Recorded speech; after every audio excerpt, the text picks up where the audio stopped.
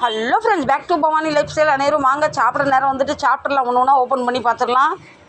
கொய்யாப்பழம் ஒன்று வீட்டிலேருந்து வரும்போது ஃப்ரெஷ்ஷாக நல்லா படுத்துருந்து ட்ரெயினில் நஞ்சு பிஞ்சு இடித்து பிடிச்சி கொய்யாப்பழம் என்ன மாதிரி நஞ்சு பொஞ்சி போச்சு.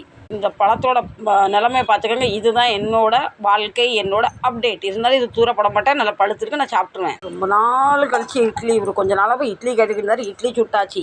இதை சுட்டாச்சின்னு சொல்லுவாங்களா அவிச்சாச்சின்னு சொல்லுவாங்களா நீங்கள் சொல்லுங்க. அதுக்கப்புறம் பத்தாம பேருன்னு 2 தோசை, அதையும் சுட்டாச்சு.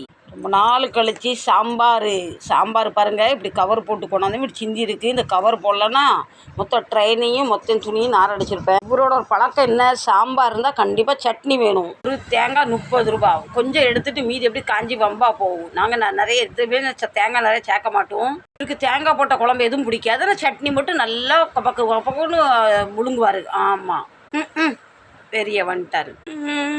பிள்ளை தூங்கிட்டு இருக்கு. அவளுக்கு கொஞ்சம் இட்லி கொடுத்தா